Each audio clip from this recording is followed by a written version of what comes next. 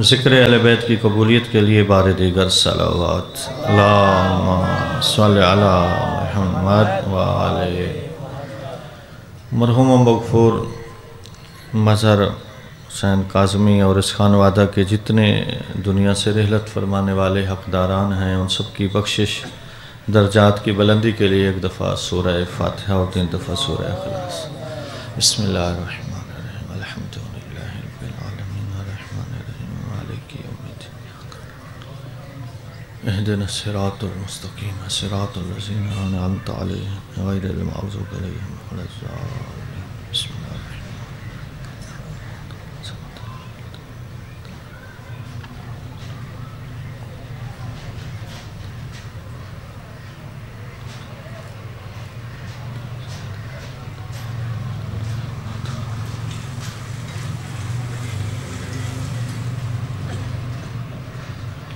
مرحومین کی بخشش اور ان کے درجات کی بلندی کے لیے باواز بلند صلوات صلی علی محمد وآلہ تاجیل ظہور امام زمان علیہ السلام باواز بلند صلوات صلی علی محمد وآلہ ماشاءاللہ لا حول ولا قوة الا باللہ العلی العظیم رب اشرح لی صدری ویسر لی امری واحلل عقدۃ من لسانی یفقہوا قولی اعوذ باللہ من الشیطان الرجیم بسم اللہ الرحمن الرحیم بلند صلوات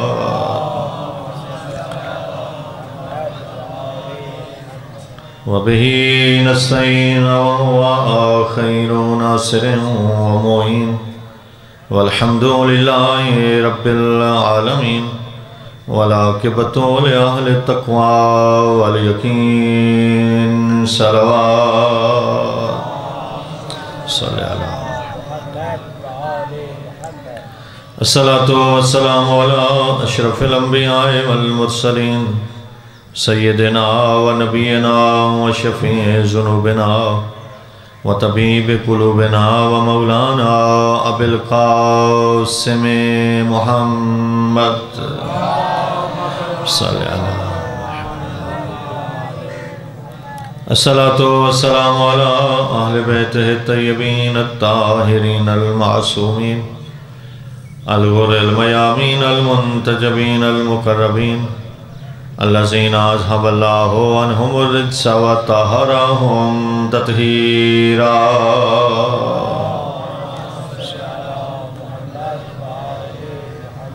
ورحمة الله على آبائهم وأصحابهم ومواليهم وشيعتهم أجمعين ولعنة الله على أعدائهم ملعونين من يوم عداوتهم إلى أبد الآبدين اما بعد فقد قال الله تعالى في كتابه المبين وخطابه المتين بسم الله الرحمن الرحيم قل لا أسألكم عليه أجرا إلا المودة في القربى صلوات نعرہ تکبیر نعرہ رسالت نعرہ حیدری حسینیت یزیدیت اہل بیت کے دشمنوں پہ لعنت باواز بلند صلوات صلی علی محمد وآلہ محمد۔ محترم و معزز سامعین، احباب دانش و احباب ایمان، قرآن مجید سورہ مبارکہ شورى میں پروردگار کا ارشاد گرامی قدر ہے کہ میرا حبیب فرما دیجئے کہ میں تم سے کوئی رسالت کے اجر کا تقاضا نہیں کرتا مگر یہ کہ تم میرے قرابت داروں سے مودت کرو۔ توجہ ہے حضرات کی، قرابت داروں سے مودت کرنا اجر رسالت کے طور پر اللہ نے اپنے حبیب سے کہلوایا۔ کل کا لفظ بتاتا ہے کہ رسول خود سے نہیں بول رہے، بلکہ اللہ فرما رہا ہے میرا حبیب تو فرما، تو کہہ میری طرف سے کہ میں تم سے کوئی سوال نہیں کرتا، اور یہ سوال میرا نہیں ہے، یہ اللہ کی طرف سے ہے کہ یہ جو 23 سالہ محنت، حلال اور حرام کا پہنچانا، پورا دین اور شریعت اور حق و سچ کا پہنچانا، یہ اس کا تم دنیاوی اور مادی اعتبار سے دے کیا سکتے ہو؟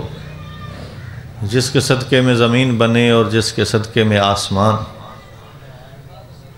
جو کائنات کا علت غائی ہو، اس کو یہ جمادات و نباتات و حیوانات اور ان چیزوں سے کیا دیا جا سکتا ہے؟ وہ تو پہلے سے ان چیزوں کا خود مالک ہے۔ لہذا اگر کچھ دینا ہے تو وہ دینا ہے جس سے مانگنے والے کو فائدہ نہیں، خود تمہیں فائدہ ہے، خود دینے والے کو فائدہ ہے۔ مودت دینا ہے، اور مودت جو دے گا، جس سے مودت کی جا رہی ہے اس کو فائدہ نہیں، جو کر رہا ہے اس کو فائدہ ہوگا۔ اور یہ اتنا مہم موضوع تھا کہ پروردگار نے اس قرابت داری رسالت کے ساتھ مودت کو واجب قرار دیا اور اجر رسالت قرار دیا۔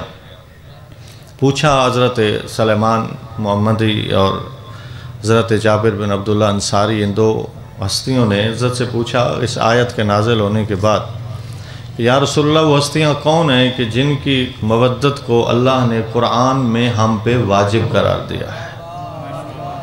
جن کی مودت قرآن میں واجب ہے، وہ جن سے مودت واجب ہے وہ ہیں کون؟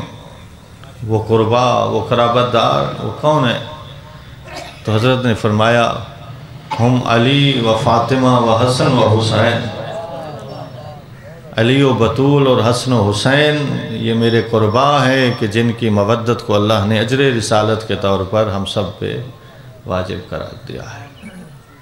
حضرت ابو حمزہ شمالی، یہ آپ ماشاءاللہ آج کل سحریوں کا رحمت بھرا نورانی نظام اور ماحول آپ کے پاس موجود ہے، تو ان سحری کے اعمال میں ایک عمل ہے، ابو حمزہ شمالی جو حضرت امام علی زین العابدین علیہ السلام کے شاگرد ہیں، ان کو حضرت نے ایک دعا تعلیم فرمائی تھی جو ابو حمزہ شمالی کے نام سے مشہور ہوئی۔ تو ابو حمزہ شمالی حضرت کے شاگرد، ثقہ اور قابل وثوق شخصیت تھے، حضرت کے پاس موجود تھے۔ تو چوتھے امام علیہ السلام نے ان سے پوچھا کہ ابو حمزہ بتا، ای البقات من الارض افضل، اس پوری کائنات میں افضل ترین ٹکڑا کون سا ہے؟ ابو حمزہ کہتا ہے مولا میری آپ پہ جان قربان، آپ جانے یا آپ کا نانا جانے یا اللہ جانے، آپ کے ہوتے ہوئے میں کون ہوں کہ آپ کو بتاؤں کہ افضل ترین ٹکڑا زمین کا کون سا ہے؟ فرمایا ابو حمزہ سن، ما بین الرکن والمقام افضل البقعات من الارض، رکن اور مقام یعنی جہاں حجر اسود ہے اور مقام ابراہیم ہے، یہ درمیانی جو جگہ اور حصہ ہے، یہ پوری زمین کا افضل ترین ٹکڑا ہے۔ رکن اور مقام کے درمیان کا ٹکڑا پوری زمین اور کرۂ ارض کا افضل ترین ٹکڑا ہے۔ اور پھر فرمایا ابو حمزہ سن، کوئی نوح علیہ السلام جتنی زندگی پائے، 2500 سال زندگی، 2500 سالہ زندگی پائے، اور یہ ساری زندگی اسی رکن و مقام کے درمیان رکوع اور قیام و سجود و تسبیح و تحلیل میں گزار دے۔ ہمیں تو زندگی میں 1 2 3 4 بار موقع ملتا ہے نا کہ ہم وہاں سے طواف کر لیں فقط، یا اگر قسمت سے نماز پڑھنے کا وہاں موقع مل جائے کہ صف میں ہماری باری اس رکن و مقام کے درمیان آ جائے اتفاقاً، تو ورنہ تو ہمیں اس جگہ رکنے کا موقع ہی نہیں ہے، چونکہ وہ مطاف ہے، وہاں چلنے کی جگہ ہے، مسلسل چکر لگایا جا رہا ہوتا ہے۔ اور حضرت فرماتے ہیں ابو حمزہ کوئی 2500 سال اس جگہ مسلسل رکوع سجدوں میں گزارے، قیام قعود میں گزارے، تسبیح تحلیل اور عبادت میں گزار دے، لیکن ان کے دل میں اگر ہماری ولایت کا نور موجود نہیں، لم ينفع ذالک، یہ عبادت اسے کوئی فائدہ نہیں پہنچائے گی۔ نعرہ تکبیر، اللہ اکبر، نعرہ رسالت، یا رسول اللہ، نعرہ حیدری، یا علی، آواز بلند تر صلوات۔ اللہم صلی علی محمد و آل محمد۔ ماشاءاللہ۔ ان ہستیوں کی قرابت داروں کی محبت و مودت اس لیے واجب ہے کہ یہ جنت تک پہنچاتی ہے، یہ دیگر اعمال کے قبولیت کا ذریعہ اور وسیلہ بنتے ہیں۔ خیرات ہوں، حسنات ہوں، کوئی دنیا کائنات کا نیک کام ہو اس وقت تک نیک نہیں بنتا جب تک اس کے اوپر نور محمد و آل محمد کی محبت کا نور اور روشنی موجود نہ ہو۔ اگر کوئی یہ ساری چیزیں انجام دیتا ہے اور بغیر ولائے اہل بیت کے، تو مسلسل روایات کا انبار ہے، اسے ان ریاضتوں اور ان عبادتوں اور مناجات سے کوئی فائدہ پہنچنے والا نہیں ہے جب تک ولائے آل محمد کا نور موجود نہ ہو۔ جو اس نور سے نورانی ہے، جتنا نورانی ہے اتنا اونچا نعرہ حیدری۔ انشاءاللہ آپ نورانی ہستیاں موجود ہیں، یہ ولا ہے جو آپ کو اس میں جگہ لے آئی، کاروبار چھوڑ کے، اپنے تمام روزگار مصروفیات چھوڑ کے دوسرے نمبر پہ رکھ کے ذکر اہل بیت کی مجلس میں آنا۔ اس لیے آیت اللہ بہجت فرماتے ہیں کہ جب آپ ذکر اہل بیت کے محفل و مجلس کی طرف جا رہے ہوں اور آپ سے کوئی پوچھے کہاں جا رہے ہیں، تو آپ یہ نہ کہا کریں کہ مجلس جا رہے ہیں، بلکہ یہ کہا کریں کربلا جا رہے ہیں۔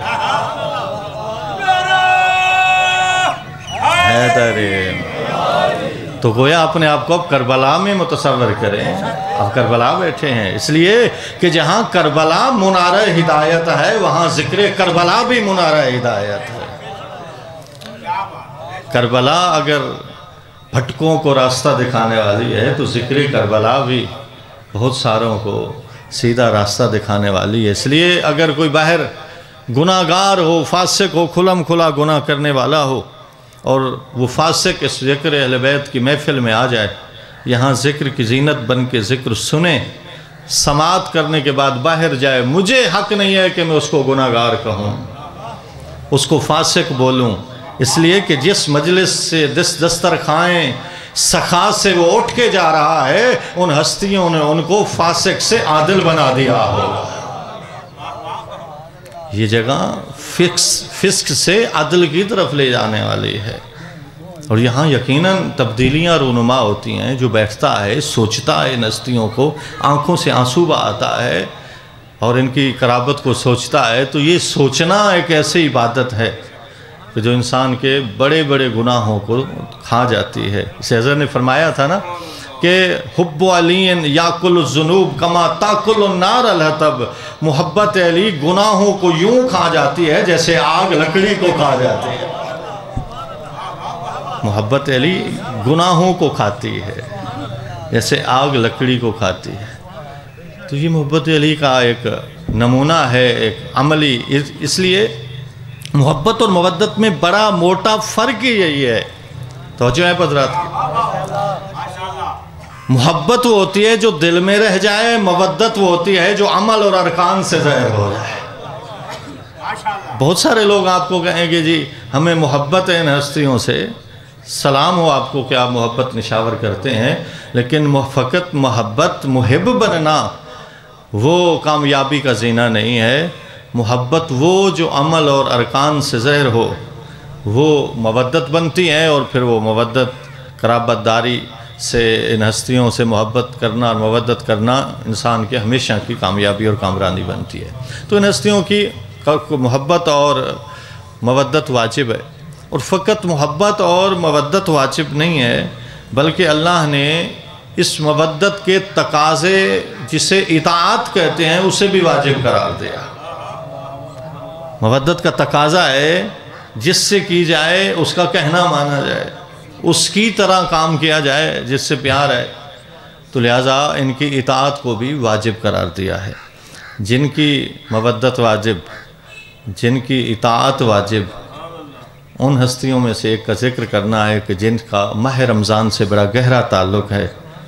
وہ ہستی ہے امام علی زین العابدین علیہ السلام. اللہ محمد وآلہ. مل کے ذرا اونچی صلوات پڑھ لیجیے. اللہم صلی علی محمد وآلہ. نام علی ابن الخیرتین. بابا شہنشاہ عرب ہے تو ماں شہنشاہ عجم ہے. ابن الخیرتین، دونوں طرف سے بلندیاں. بابا حسین بادشاہ اور ماں شہربانو جیسی شہزادی.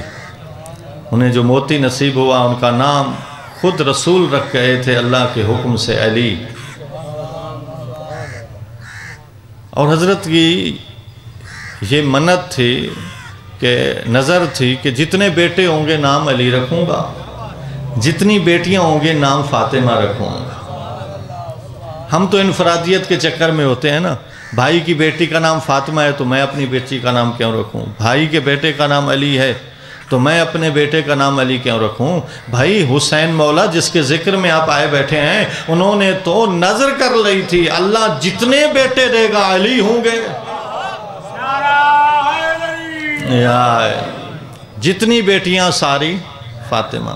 یہ امتیاز کے لیے ہے کبرا اور صغرا، اکبر اوسط اصغر، اور یہ اکبر اوسط اور اصغر یہ امتیاز کے لیے، ورنہ سارے علی تھے. اس لیے جب دربار شام میں حضرت یزید کے دربار میں پہنچے، زہرن تو کہہ دی ہیں، کڑیوں میں توق میں جکڑے ہیں، لیکن امام ہوتا ہے. تو یزید نے پوچھا تو من انتا، تو کون ہے، تیرا نام کیا ہے؟ فرمایا علی ابن الحسین، میرا نام علی ابن الحسین ہے. کہتا ہے علی ابن الحسین کو تو اللہ نے کربلا میں مار دیا تھا، اللہ نے مار دیا تھا. فرمایا نہیں، وہ میرا بھائی علی اکبر تھا جن کو آپ لوگوں نے شہید کیا. تو تنزن کہتا ہے وہ بھی علی، آپ بھی علی. کیا حسین علیہ السلام کو اور کوئی نام نہیں آتا تھا؟ ہر بچے کا نام علی رکھ دیا. جب یہ تنزن یہ جملہ کہا نا تو کڑیوں میں جکڑے سجاد مولا نے جواب دیا. فرمایا یزید تیرا بابا معاویہ یہ چاہتا تھا کہ نام علی مٹ جائے، میرے باب حسین نے ہر بچے کا نام علی رکھ کے قیامت تک کے لیے نام علی کو زندہ باد کر دیا. یا علی، میرا نام علی ہے.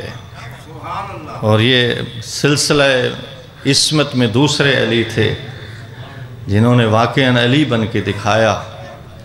اور لقب حضرت کا مشہور، ویسے تو حضرت امام العارفین، جو امام العارفین ہوتا ہے پہلے عارف لوگوں کا امام، با معرفت لوگوں کا امام، اس کے بعد اس کا درجہ آتا ہے کہ وہ امام الصابرین بنے. اور جو امام الصابرین ہوتا ہے وہ امام الشاکرین ہوتا ہے. اور حضرت کا لقب زین العابدین، امام الشاکرین، زین العابدین، سید الساجدین، السجاد، ذو الصفنات، فخر المجتہدین. اور اس طرح کے حضرت ڈھیر انبار ہے القاب کا. زین العابدین اور سید الساجدین یہ لقب بہت مشہور ہیں.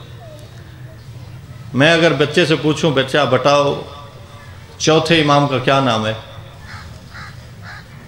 بولو نا بھائی. امام زین العابدین، شاباش. تو آپ نے کیا نام بولا؟ امام زین العابدین. میں نے نام پوچھا، آپ لقب بول رہے. میں پوچھ رہا تھا کہ چوتھے امام کا نام کیا ہے، تو بچہ بولا زین العابدین. بڑے بھی بولیں گے زین العابدین. یہ زین العابدین حضرت کا اتنا عظیم لقب مشہور ہوا کہ نام پہ بھی گویا شہرت حاصل کر گیا. نام تو حضرت کا علی ہے لیکن لقب زین العابدین. قرآن نے دو ہستیوں، معصوم ہستیوں کا تذکرہ کیا. ملائکہ بھی معصوم ہیں، خود اللہ ملائکہ کے قصیدے پڑھتا ہے، یفعلون ما یؤمرون لا یسبقونہ بالقول. ملائکہ اللہ کی وہ معصوم مخلوق ہیں کہ جو اللہ کے قول سے سبقت نہیں کرتے. جو اللہ فرماتا ہے وہ ویسے ہی کرتے نظر آتے ہیں. اللہ کی نافرمانی ملائکہ کے ہاں نہیں ہے. وہ معصوم ہیں. اللہ ان کے قصیدے پڑھتا ہے. ملائکہ کا اللہ نے قرآن میں تذکرہ فرمایا. اور انبیاء یہ بھی معصوم ہیں. اللہ نے قرآن میں انبیاء کا تذکرہ بھی فرمایا. اللہ نے جب انبیاء کا تذکرہ فرمایا تو ان کو عابدین کا لقب دیا. اور جب ملائکہ کا تذکرہ فرمایا تو انہیں ساجدین کا لقب دیا. کیا عظمت ہے ہستی کی. جو صف ملائکہ میں ہو تو سید الساجدین، صف انبیاء میں ہو تو زین العابدین. اور اصل تعریف تو وہ ہے کہ دشمن بھی بول اٹھے. اپنے تو اپنے تعریفیں کرتے رہتے ہیں، وہ تو اپنے ہیں، لیکن اصل تعریف یہ ہے کہ دشمن بھی بولے. شیطان کو پتا ہے اچھا ہمارا سب سے بڑا دشمن کون ہے؟ یہی جو ہمارے 2 مرلے کا دشمن ہے، یا جس نے ہمارے کوئی 2-4 ہزار روپیہ ڈبویا ہوا ہے، وہ ہمارا دشمن ہے.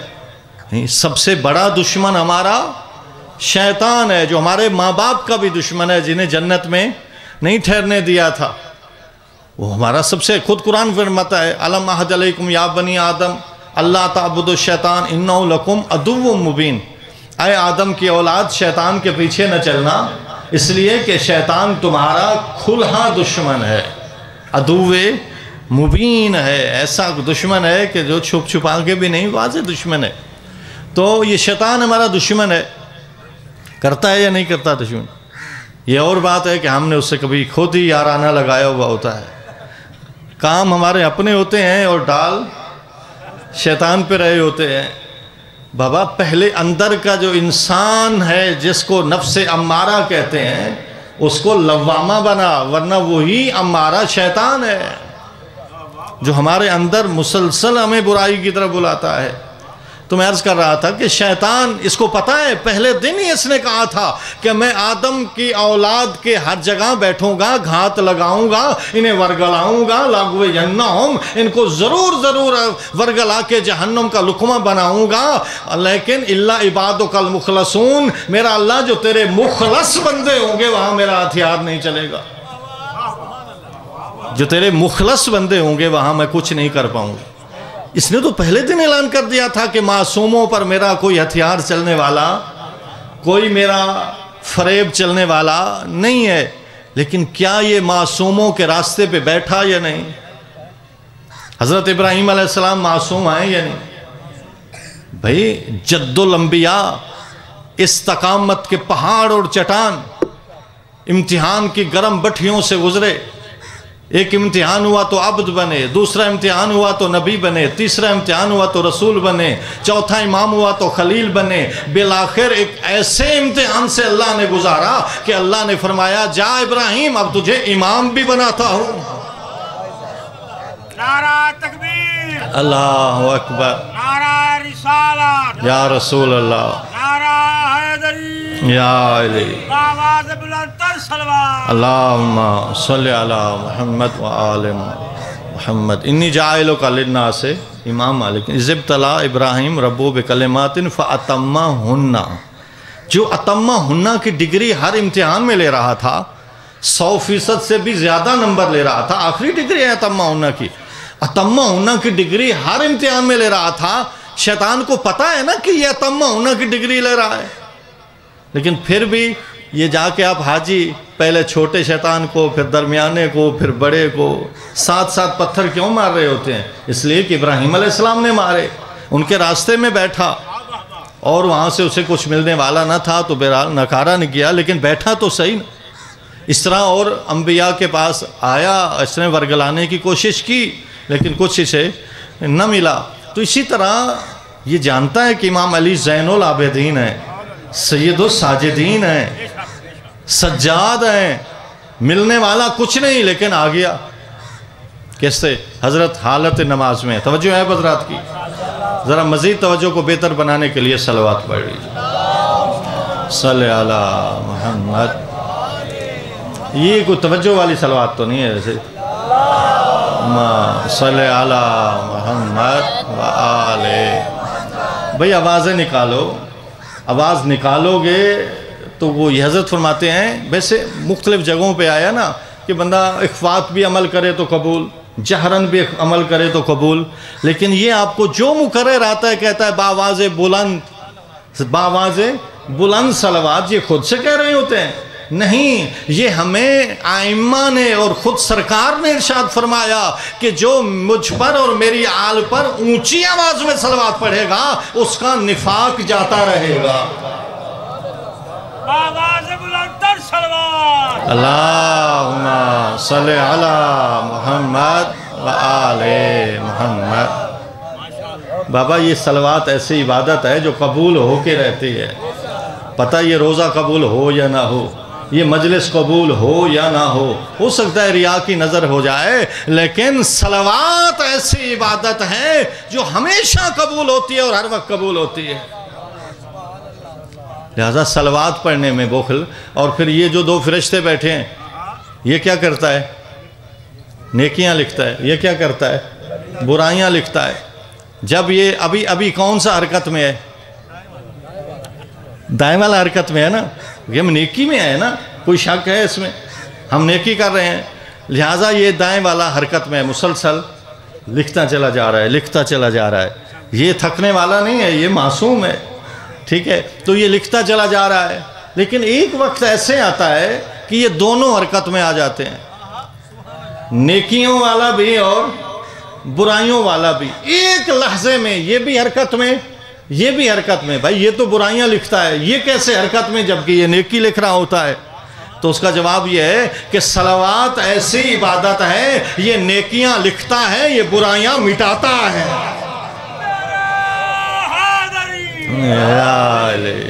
نعرہ صلوات، اللہم صلی علی محمد و آل محمد وعجل فرجہم۔ ایک دفعہ عجل فرجہم کے ساتھ صلوات پڑھیں آپ۔ اللہم صلی علی محمد و آل محمد وعجل۔ آیت اللہ امینی، شاید بزرگان موجود ہیں یہاں اہل علم، نام سنا ہوگا آپ نے۔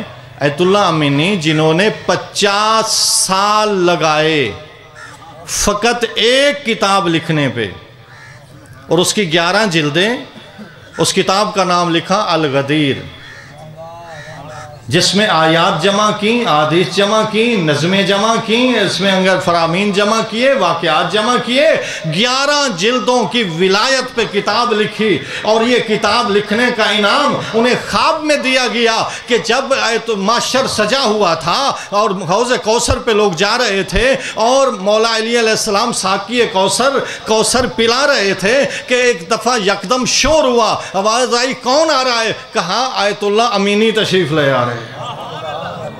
معاشر میں شور ہوا کہ آیت اللہ امینی تشریف لے آ رہے ہیں۔ اس وقت جب آیت اللہ امینی کا یہ تذکرہ ہوا تو ساقی کوثر نے کوثر کا حوض چھوڑا، چند قدم آگے بڑھے، آیت اللہ امینی کو جیسے دوست سے ہاتھ ملاتا ہے یوں ہاتھ ملایا، اور چہرے پہ، پیشانی پہ مولا علی نے بوسہ دے کے فرمایا آیت اللہ امینی جس طرح دنیا میں تو نے ہماری ولایت کو روشن کیا، اللہ تیرے چہرے کو روشن کرے۔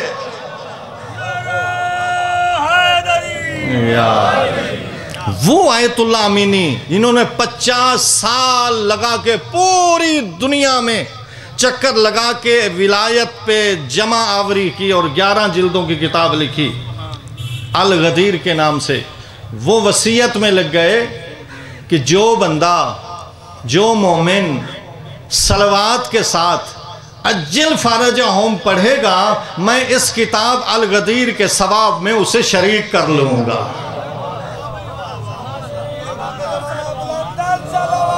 اللہم صلی علی محمد و آل محمد وعجل۔ تمہیں شیطان سے بات ادھر نکل گئی تو شیطان مولا علی زین العابدین اسلام کو ورگلانے آیا۔ مولا عبادت میں یہ اژدہا کی شکل میں آیا، بڑا سانپ بن کے آیا، بڑا سانپ بن کے حالت نماز میں حضرت کے انگوٹھے کو کاٹنے لگ گیا، اور بچہ اٹھا کے ابلیس نے کنویں میں، گھر کا جو پانی نکالنے کا کنواں تھا اس میں ڈال دیا، اور ایک کمرے کو آگ لگا دی۔ بیویوں میں کرہام، کنیزیں رونے لگیں، یا اللہ گھر میں اتنا بڑا سانپ جو مولا کو کاٹ رہا ہے، بچہ گر گیا کنویں میں، نکالنے والا کوئی نہیں، اور گھر کو آگ لگ گئی. بیویوں میں قرحام، لیکن امام جس طرح رکوع کرتے تھے ویسے ہی کر رہے ہیں، جس طرح سجود میں تھے ویسے سجدے میں ہیں، جس طرح تسبیح پڑھتے تھے ویسے پڑھ رہے ہیں. گھر میں آگ لگی ہے، بچہ کنویں میں گر گیا ہے، اور سانپ آ گیا ہے مصلی پہ، اور وہ فقط پڑا نہیں، انگوٹھا کاٹ رہا ہے. لیکن حضرت کی عبادت میں کوئی خلل نہ آیا. جب نماز ختم ہو گئی نا تو کنیز نے دوڑ کے کہا مولا بچہ گر گیا اور سانپ کاٹ رہا تھا. مولا نے فرمایا تمہیں پتہ نہیں میں کس کی بارگاہ میں پہنچا ہوا تھا. مجھے کب احساس کہ کوئی سانپ آیا ہے یا کوئی بچہ گرا ہے. پھر حضرت نے آگ بجھائی، پھر کنویں کے قریب گئے، کنویں کے پانی سے ارشاد فرمایا پانی میری امانت واپس کرو. پانی اوپر آیا، مولا نے اپنا بچہ اٹھایا، دیکھنے والوں نے دیکھا مولا کے بچے کا کرتا بھی پانی سے تر نہیں ہوا تھا. حیران ہوئے کچھ لوگ، یہ کیا پانی میں گرا بچہ اور اسے پانی کی تری نے بھی فقط سیراب نہیں کیا اور وہ تر بھی نہیں ہوا اس کا جسم و لباس و کرتا. تو حضرت نے فرمایا گھبراتے اور پریشان اور حیران کیوں ہوتے ہو؟ میں نے اس کی امانت میں خیانت نہیں کی، اس نے میری امانت میں خیانت کی. تو بات تو یہ ہے کہ بابا ہم عبادت میں کتنے مخلص ہیں، کس انداز میں عبادت کرتے ہیں، کس کے لیے کر رہے ہیں. ہمارے اندر للہیت، پروردگار سے خالص ہو کے عبادت، کوئی بھی عبادت ہے 1 روپے دینے سے لے کر بڑی بڑی حج کی عبادتوں تک، یہ اس میں للہیت کتنی ہے. میں اپنے انسان کو مار چکا ہوں، اپنے لیے کر رہا ہوں یا کسی کے لیے کر رہا ہوں؟ آپ کہتے ہیں نا علی وجہ اللہ، عین اللہ، اسد اللہ، جنب اللہ، یہ سارے ہیں نا القاب.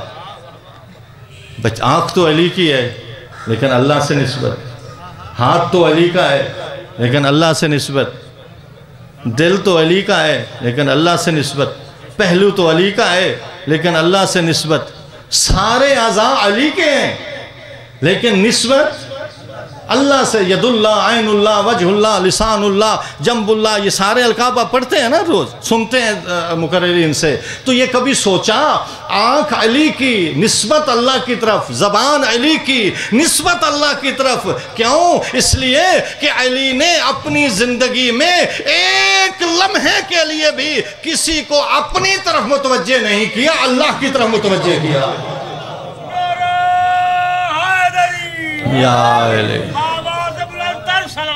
اللہم صلی علی محمد و آل محمد. پڑھنے والا اگر اپنی طرف متوجہ کرے کہ میں بڑا ذاکر، میں بڑا مولوی، بڑا عالم، اچھا لباس پہن کے آیا، بال رکھ کے آیا، یہ انداز اپنا کے آیا، بابا یہ آپ کی مجلس ہے، تو پھر آپ جب اپنی طرف متوجہ کر رہے ہو تو پھر نام حسین کیوں دیتے ہو؟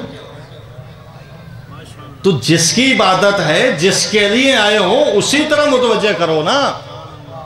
تو لہٰذا جس کے لیے آئے ہیں اسی کی طرف توجہ ہونی چاہیے. وہ تو حضرت کی پوری زندگی بھری پڑی ہے. تو بالآخر یہ اسی شیطان کی زبان سے آیا انت زین العابدین. واقعاً آپ زین العابدین ہیں. میں جو بال بچھاتا، جو باڑیں لگاتا وہ بے سود. اور حضرت کا جو زندگی میں مختلف کارنامے ہیں، ویسے تو ہر امام اپنے دور کا باکمال ترین شخصیت رکھنے والی ہستی ہوتی ہے، لیکن امام سجاد علیہ السلام کی زندگی میں 4 تجلیاں ایسی نظر آتی ہیں کہ جو خصوصاً حضرت کی زندگی میں نظر آتی ہیں. ان میں پہلی چیز ہے عبادت. عبادت واقعاً زین العابدین، سید الساجدین، ایسے تو لقب نہیں ملا نا. عبادت میں آپ کمال کی منزل پہ تھے. حضرت کی کنیز سے حضرت کی شہادت کے بعد پوچھا گیا آپ حضرت گھبرا تو نہیں رہے؟ قبلہ شاہ صاحب کی آمد تک میں آپ کے لیے مزاحم ہوں اگر آپ محسوس نہیں کر رہے تو. آپ کی کنیز سے پوچھا کسی نے کہ آپ جو حضرت کے ساتھ اتنا عرصہ رہی، حضرت زین العابدین تھے تو حضرت کی انداز عبادت تو بتائیں. وہ کہتی ہے تفصیل سے بتاؤں یا اجمالاً اور اختصار سے؟ پوچھنے والے نے کہا خلاصتاً اجمالاً اختصاراً بتا دیں۔ تو کنیز ایک جملہ کہتی ہے مولا کی انداز عبادت کا، جملے کو محفوظ کیجئے گا۔ کنیز نے جو ساری زندگی حضرت کے زیر سایہ رہی، حضرت کی عبادت کا انداز بتا رہی ہے۔ کہتی ہے جتنا عرصہ میں حضرت کے ساتھ رہی، جتنا عرصہ بھی حضرت کے ساتھ رہی، ولا فرشت لہو فراشن باللیل قط، جتنا عرصہ رہی رات کو میں نے حضرت کے لیے بستر نہیں بنایا تھا، دن کو حضرت کے لیے کبھی دسترخوان نہیں سجایا تھا، دن کو کبھی دسترخوان نہیں لگایا، رات کو کبھی بستر نہیں بنایا۔ قیام اللیل صیام النہار، سوائے ان روزوں کے جن کا رکھنا حرام ہے، 2 روزے حرام 1 مکروہ پورے سال میں، باقی حضرت پورے سال کے روزے رکھتے تھے اور ساری رات عبادت کے لیے۔ ایک شخص آیا امیر کائنات علیہ الصلوۃ والسلام کی خدمت میں، صلی علی محمد وآلہ، آواز بلند تر صلوات، اللہم صلی علی محمد وآلہ۔ آ کے پوچھتا ہے مولا صف لی الاسلام، مجھے اسلام کی وصف بتائیں کہ اسلام ہے کیا؟ ہم سارے مسلمان ہیں نا، تو کم از کم اتنا پتہ ہونا چاہیے نا کہ اسلام جس کا لبادہ اوڑے ہوئے ہیں وہ ہے کیا؟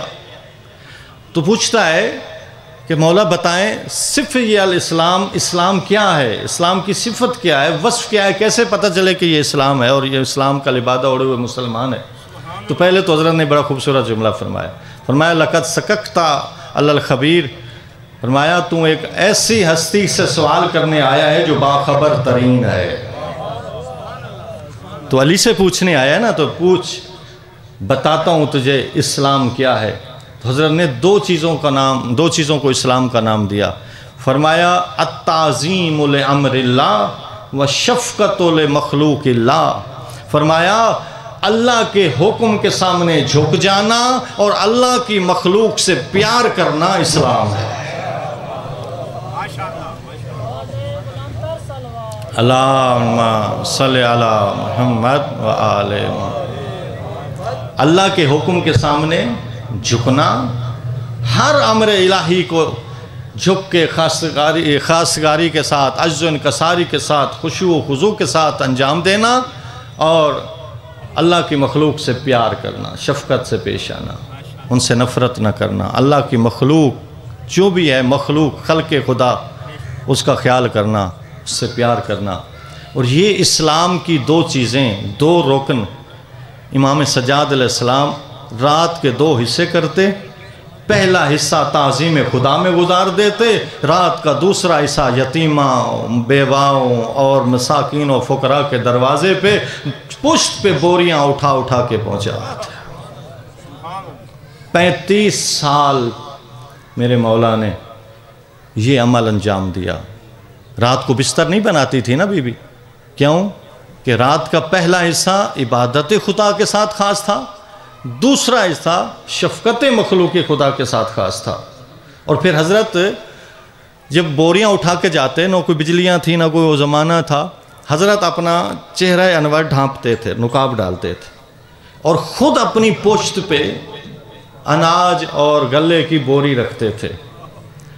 ایک دفعہ حضرت بوری اٹھا کے جا رہے تھے کسی بیوہ کے گھر پہنچانے کے لیے، تو ایک جاننے اور پہچاننے والے نے حضرت کو دیکھ لیا اور حضرت کے سامنے آ کے کہتا ہے مولا آپ اس وقت اناج کی بوری اپنے پشت پہ اٹھائے ہوئے اتنے آپ مشکل میں ڈال کے کہاں جا رہے ہیں؟ میں کسی مسکین تک پہنچانے کے لیے جا رہا ہوں۔ تو کہا مولا آپ مجھے دے دیجئے، میں اٹھاتا ہوں۔ تو حضرت نے فرمایا کیا پل صراط پہ تو میری جگہ تو گزرے گا یا مجھے گزرنا؟ اور پھر وہ پوچھتا ہے حضرت آپ نے اپنا چہرہ کیوں چھپایا ہوا ہے؟ تو حضرت نے فرمایا چہرہ اس لیے چھپایا ہوا ہے کہ میں نے نانا رسول اللہ کی حدیث پڑھی ہے، میرے نانا نے فرمایا تھا ان صدقۃ سر تدافع غضب اللہ، کہ جو بندہ چھپ کے صدقہ دیتا ہے اللہ کے غضب کو ٹھنڈا کرنے کے برابر ہے۔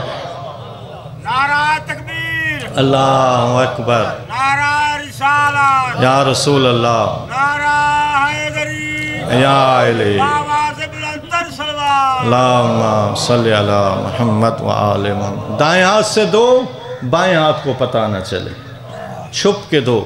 یہ نہیں ہے کہ آؤ جی کنڈی کھٹ کے، ہاں تھیلا ہے راشن کا، پہلے تصویر، ایسے ہے نا آج کل، اور تصویر چاہے وہ بیچاری غریب مستوری کیوں نہیں، اس کے ساتھ پھر بھی تصویر۔ بھائی 1000 روپے کا تھیلا لے کر اس کی عزت جس کی کوئی قیمت نہیں ہے اسے تو سوشل میڈیا پہ ڈال رہا ہے، کیا غریب ہونا عیب ہے؟ اللہ نے تو اکثر فقیروں میں اپنے ولیوں کو چھپایا ہوا ہے، اللہ نے تو فقراء کی تعریف کی ہے، اور خود ہمارے پیغمبر نے بھی فقر کو اہمیت دی، ورنہ ان کے صدقے کائنات تھی۔ یہ ان ہستیوں کے گھر فاقے کیوں تھے؟ کیا ان کے پاس کچھ نہیں تھا؟ نہیں، سب کچھ ہوتا تھا، کبھی مسکین کو دے رہے ہیں، کبھی فقیر کو دے رہے ہیں، کبھی اسیر کو دے رہے ہیں، اور پھر اللہ 15 روٹیاں دے کے 31 آیتوں کا گلدستہ لے لیا۔ یہ زہرا کی کیا فقیری تھی؟ یہ زہرا تو اللہ سے تجارت کر رہی تھی نا، 15 روٹیاں دے کے 31 آیتیں لے لیں، اور اللہ نے قصیدہ پڑھ دیا وَيُطْعِمُونَ الطَّعَامَ عَلَىٰ حُبِّهِ مسکینا و یتیما و اسیرا۔ اچھا اصل بات یہ ہے انما نطعمکم لوجہ اللہ، انما نطعمکم لوجہ اللہ۔ ایک کھجور دو، نہیں کھلا سکتے تم پورے محلے کو افطاری، جو کھجور تیرے حصے کی کہیں سے تجھے ملی ہے، اپنی جیب سے بھی نہیں ہے، کہیں سے تجھے کوئی دے کہ یہ کھجور سے افطار کر، اسی کو 2 ٹکڑے کر، ایک ٹکڑا کسی غریب مومن کو دے کہ تو میرے مال سے افطار کر، اللہ تمہیں پورے جہان کی افطاری کا ثواب دے دے گا۔ اصل تو بات ہے انما نطعمکم لوجہ اللہ، لوجہ المخلوق نہیں، لوجہ اللہ۔ ہماری بات کیا ہے؟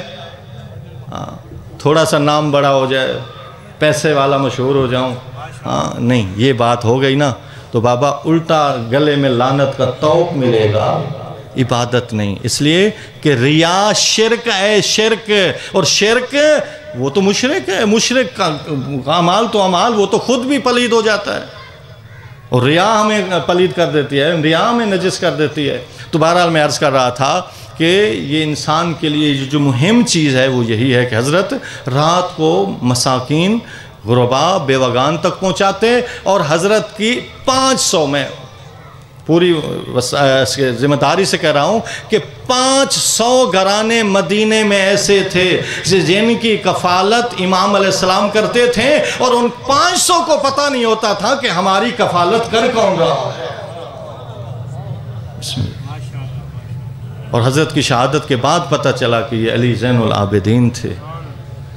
یہ انداز عبادت، حضرت سجدہ کرتے، ایک دفعہ خود حضرت کا غلام کہتا ہے کہ حضرت نے ایک پتھر پہ مدینے سے باہر اپنی پیشانی کو رکھا اور اتنا لمبا ذکر کیا کہ وہ کہتا ہے میں نے گننا شروع کیا، 1000 دفعہ حضرت نے ایک ذکر پڑھا۔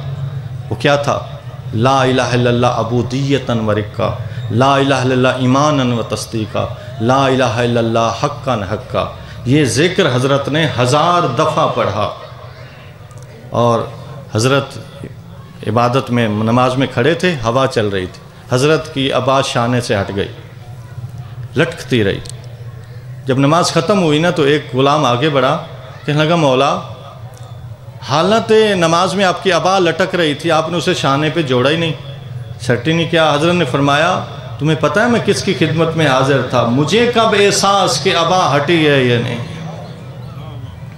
یہ اصل ایسا حضور قلب، ایسی پروردگار سے لقاء ہو کہ جیسے پروردگار کو ہم دیکھ رہے ہیں، یا کم از کم پروردگار تو ہمیں دیکھ ہی رہا ہے نا۔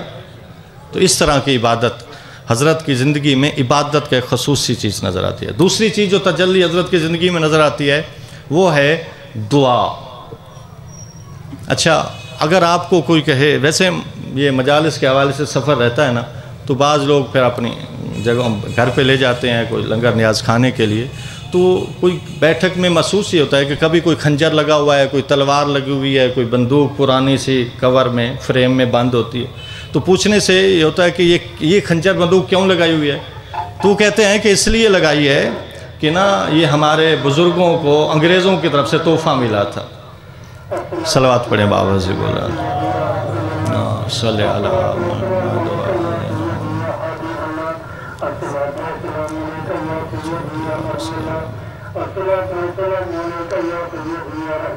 اب چپ نہ بیٹھیں، صلوات ہی پڑھتے رہے مسلسل۔ اللہم صلی علی محمد و علی محمد، اللہم صلی علی محمد و علی محمد، اللہم صلی علی محمد صلی علی محمد و علی محمد۔ تو وہ پوچھنے سے کہ بھئی یہ بندوق کیوں لگائی ہے، تو کہتے ہیں یہ انگریزوں نے، اللہ اکبر اللہ اکبر،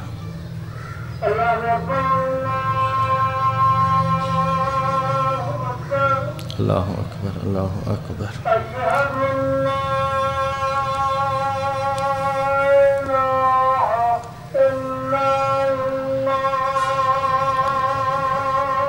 اشہد ان لا الہ الا اللہ،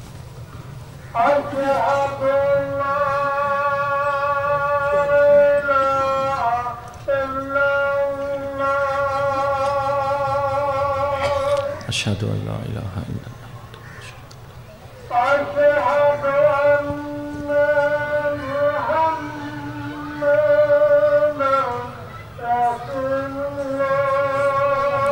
صلی اللہ علیہ وسلم۔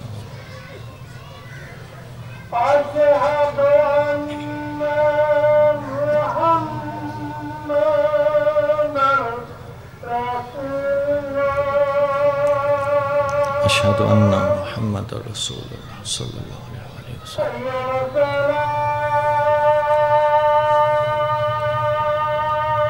لا حول ولا قوة الا باللہ۔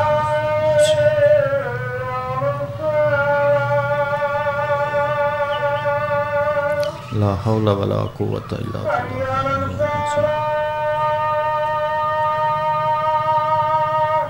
لا حول ولا قوة الا باللہ۔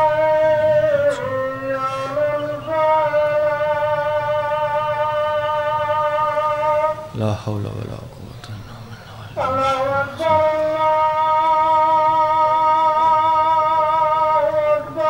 اللہ اکبر اللہ اکبر۔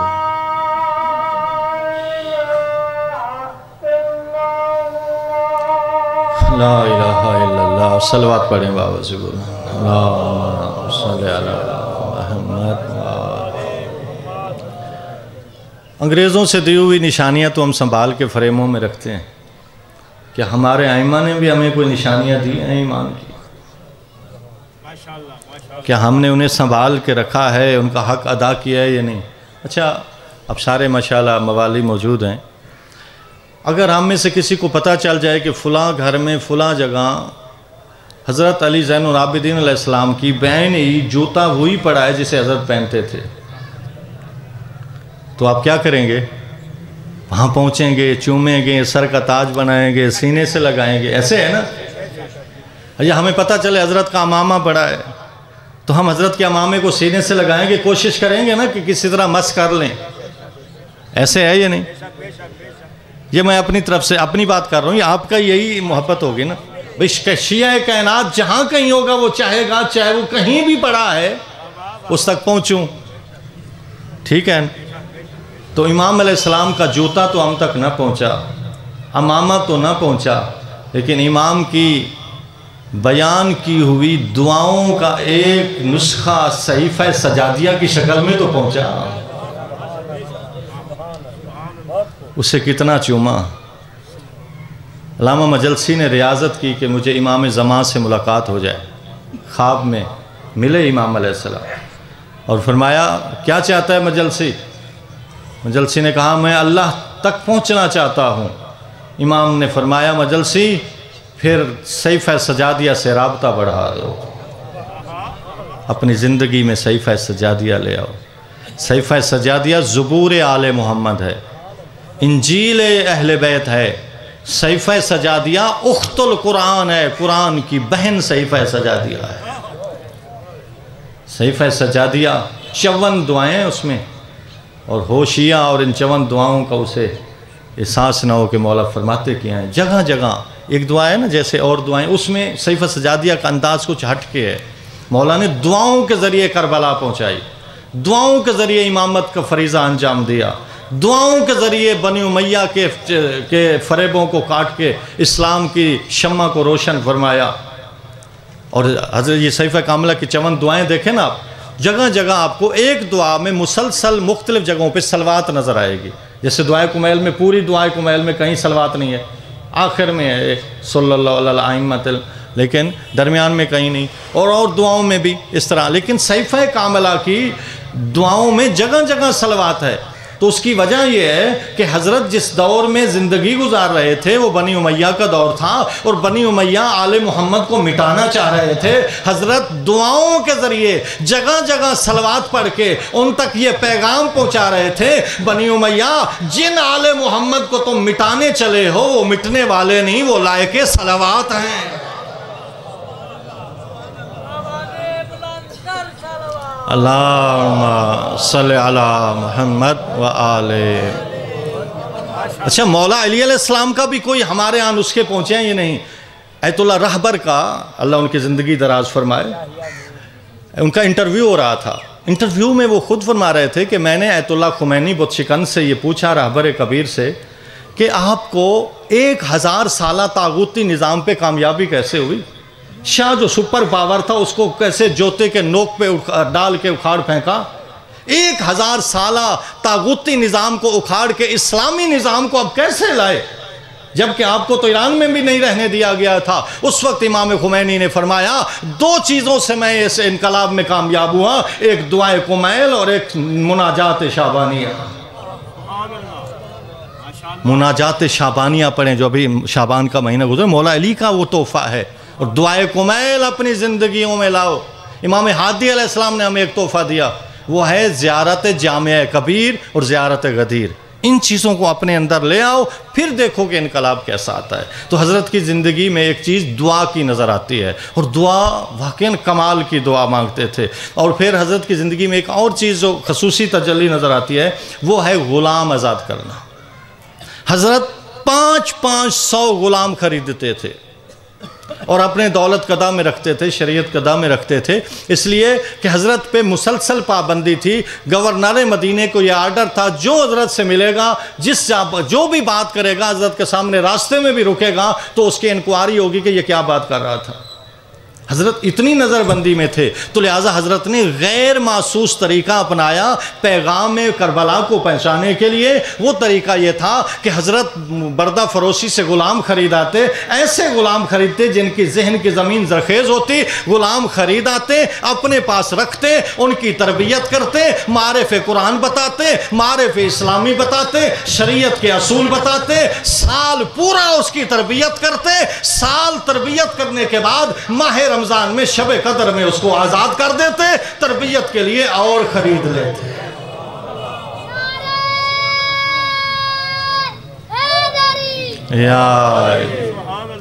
جب اسلامی یونیورسٹی کی باقاعدہ بنیادوں کو استوار کیا حضرت امام محمد باقر علیہ السلام، امام جعفر صادق علیہ السلام نے روضۃ من ریاض الجنہ میں، ان شاگردوں میں جو 4-4 ہزار شاگرد ہوتے تھے حضرت کے سامنے، ان میں وہ غلام بھی پلٹ کے آئے کہ جن کی تربیت حضرت امام سجاد علیہ السلام نے کی تھی۔ وہ صاحب نظر بنے اور دنیا تک چھا گئے۔ تو اس انداز میں، اور پھر حضرت کا غلام آزاد کرنے کا یہ طریقہ ہوتا تھا کہ پورا سال ان کو سکھاتے، اور جب شب قدر آتی نا، یہ 23 ماہ رمضان، تو حضرت کا ایک بڑا کمرہ تھا، ہال تھا، اس میں سارے غلاموں کو بلاتے، اور حضرت کے پاس ایک رجسٹر تھا جن میں سارے غلاموں کی حاضریاں لگی ہوتی تھی۔ حضرت رجسٹر کو اٹھاتے، ایک ایک کا نام لیتے، انہیں بلاتے، کہتے تو نے میری یہ نافرمانی کی تھی؟ وہ کہتا ہاں، پھر شرمندہ ہوتا، حضرت کہتے بیٹھ جا۔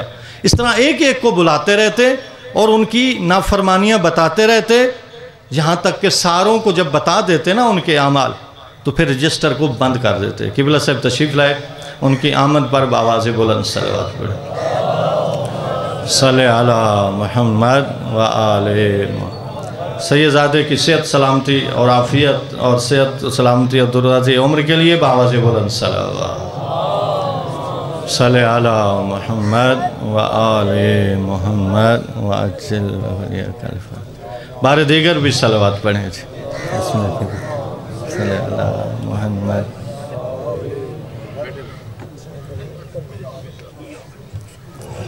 بار دیگر توجہ کو بہتر بنانے کے لیے صلوات پڑھیں۔ صلی علی محمد و آل محمد۔ مزاحم نہیں ہونا چاہتا زیادہ قبلہ صاحب اور آپ کے درمیان۔ تو عرض کر رہا تھا کہ حضرت توجہ ہے نا، حضرت سارے غلاموں کو ان کی شکایات یاد دلاتے پھر بٹھا دیتے۔ جب وہ سارے غلاموں کا کنیزیں اپنے اپنی کمی اور اپنے مسائل کی طرف متوجہ ہو جاتے نا، تو پھر حضرت فرماتے میں نے آپ سب کو معاف کر دیا۔ پھر حضرت دروازے پہ جا کے کھڑے ہوتے اور ایک ایک کا نام لیتے اور نام لے کے اسے بلاتے اور ایک تھیلی درہم و دینار کی اسے ہدیہ کرتے۔ فرماتے یہ ایک تھیلی آپ کے لیے ہدیہ ہے درہم و دینار کی، جاؤ تم آزاد ہو، اپنی مستقل زندگی گزارو اور جو قدریں اسلام کی میں نے آپ کو سکھائی ہیں اس کے مطابق عمل کرو۔ اس طرح حضرت پوری زندگی تو ہر سال اور الزاماً ہر سال غلاموں کو آزاد کرتے، یعنی کہ کوئی رہنا بھی چاہتا تو فرماتے حضرت کہ نہیں اور آئیں گے آپ کی جگہ۔ تو حضرت جب صاحب کو آزاد کر کے ان کو انعامات اور ہدایہ سے رخصت کر دیتے باعزت، تو پھر اپنا کمرہ بند کر دیتے، مصلی عبادت پہ کھڑے ہو جاتے اور اپنے شب قدر کی مناجات اس جملے سے شروع کرتے۔ فرماتے میرا اللہ، میں نے بندہ ہو کے اپنے غلاموں کو معاف کر دیا ہے، تو رب ہو کے اپنے بندے کو معاف نہیں کرے گا۔ یہ سید سجاد مولا آئیں، ماہ رمضان المبارک ہے، یہ عبادت، یہ روزہ جو اللہ کے لیے خالصتاً اللہ کے لیے ہے اور جس کا ثواب ہی خود پروردگار نے عطا کرنا ہے، ہم ان کو چھوٹی چھوٹی دنیاوی خواہشوں اور باتوں اور ان چیزوں میں ضائع مت کریں۔ قبلہ صاحب تشریف لا چکے، تو حضرت کا یہ خصوصی جو انداز تھا پیغام کربلا پہنچانے کے لیے وہ یہ تھا کہ غلام آزاد فرماتے تھے، اور آخری جو انداز تھا حضرت کا وہ تھا گریہ۔ کون محسوس کرتا تھا کہ یہ گریہ کے ذریعے کربلا پہنچا رہے ہیں؟ نہیں، لوگ تو یہ محسوس کرتے تھے کہ ایک بیٹا ہے جو باپ کو رو رہا ہے، بیٹا ہے جو رو رہا ہے۔ لیکن حضرت جگہ جگہ گلی میں، بازاروں میں، بیٹھے میں، اٹھنے میں، ہر جگہ 35 سال مسلسل رو رہے تھے۔ اور کیوں رو رہے تھے؟ اس لیے کہ کربلا پہنچائیں۔ یہ گریہ حضرت کا وہ انداز تھا کہ جو تبلیغ بھی تھی اور عزاداری بھی تھی۔ اب سارے تشریف فرمائے ہیں نا، مجالس میں جاتے ہیں، کسی مصائب خاں کو بلایا جاتا ہے، وہ آپ کو متوجہ کرتا ہے کربلا کے مصائب کی طرف اور آپ روتے ہیں۔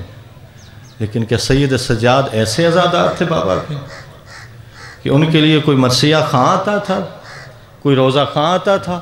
نہیں، سارا دن میں نے آپ کو عرض کیا نا روزے سے رہتے، ساری رات عبادت کرتے۔ جب سارا دن روزہ رکھتے نا تو شام کو غلام افطاری کے لیے پانی لے آتا، نگاہ پڑتی پانی پہ، رخ مڑتا کربلا کی جانب، فرماتے کیف اشرب الماء وقتل ابی اتشالا، میں سجاد کیسے پانی پیوں، میرا بابا تو بہتے دریا کے کنارے پیاسا مارا گیا تھا۔ زیادہ رو شرم سے نہ رویا کرو، اس لیے کہ یہ وہ جگہ ہے جہاں یقیناً وہ ہستیاں تشریف لے آتی ہیں جو ہمارے آنسوؤں کو محفوظ کرتی ہے۔ اپنی آوازیں بلند کر دیا کرو، اپنے آنکھوں سے دعوت دیا کرو، رو لو، اس لیے کہ یہ آنکھیں جو امام رضا علیہ السلام کے جملے من ذکر بمصابنا، جو ہمارے مصائب کا تذکرہ کرتا ہے، وہ بکا رو دیتا ہے، لم تبکیون لوم تحمل عیون، جس سے لوگوں کی آنکھیں اندھی ہوں گی، ہمارے غم میں رونے والی آنکھ نہ روئے گی اور وہ بصارت کو سالم کیے ہوئے ہوگی۔ تو امام علیہ السلام پانی پہ نگاہ، اور میں نے آنکھوں سے ایک روایت دیکھی کہ بلا تشریف فرما ہے حضرت اتنا روتے پانی کو دیکھ کے کہ حضرت کے آنکھوں سے آنسو بہہ کے پانی میں گرنے لگ جاتے، پانی میں آنسو گر جاتے۔ اور پھر جب کھانا پیش کیا جاتا تو پھر یہ جملہ فرماتے ہیں کیف آکلو وقتل بھی جایا، میں کیسے کھاؤں، میرا بابا تو 3 دن کا بھوکا شہید کر دیا گیا تھا۔ عزادارو پھر گلی میں گزرتے، قصاب اور لوگوں کو پتا تھا کہ یہ سید سجاد کا حیا کرتے۔ ایک دفعہ ایک قصاب کسی جانور کو لٹا چکا تھا، وہ چاہتا تھا کہ حضرت وہ جانور کو ذبح کرے، لیکن کسی نے آواز دی قصاب وہ سید سجاد آ رہے ہیں۔ قصاب سمجھ گیا، فوراً حیوان کو آزاد کر دیا، آلہ ذبح کو چھپا دیا۔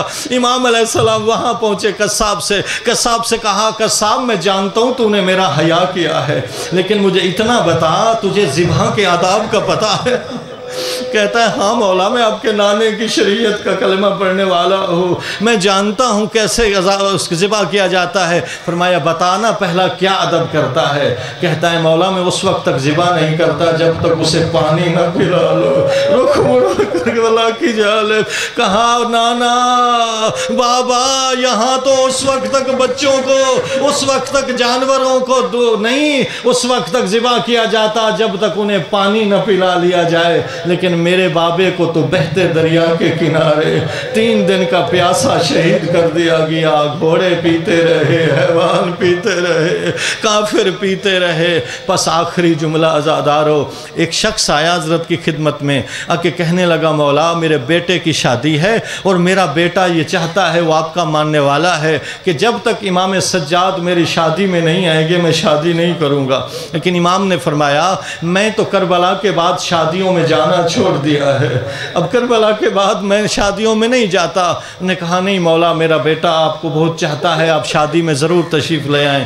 حضرت نے فرمایا پھر ایک شرط ہے۔ کہتا ہے کیا؟ حضرت نے فرمایا پھر جب میں آؤں نا تو پہلے میرے بھائی علی اکبر کی شہادت کی مجلس برپا کراؤ، پھر میں آؤں گا، پھر میں اکیلے نہیں، پھر میں بیویوں کو بھی ساتھ لے آؤں گا۔ میرے علی اکبر کی مجلس ہو رہی ہے، چلو حرم کو بھی ساتھ لے لیا، اور اس مومن نے شرط کو قبول کیا۔ حضرت وہاں پہنچے، اس نے حضرت کے لیے مسند بچھائی، مجلس سج گئی، روزہ خانے مصائب پڑھے۔ لیکن کیا ہوا جب آوازیں بلند ہوئی نا ذکر علی اکبر پہ، لوگ رونے لگے، تو کیا دیکھا بانی محترم نے جس مسند پہ سید سجاد کو بٹھایا تھا وہ خالی پڑی ہوئی ہے۔ بانی پریشان ہوا مولا کہاں گئے؟ دیکھتے ہیں کہ مولا وہاں کھڑے ہیں جہاں عزاداروں کے جوتے پڑے ہوئے ہیں، جہاں عزادار اس مجلس میں آنے کے لیے انٹر ہو رہے تھے۔ مولا کے پاس تڑپ کے گیا، کہتا ہے مولا ہم نے آپ کے لیے مسند بچھائی تھی، آپ یہاں تشریف رکھے وہاں کیوں ہو کھڑے گئے؟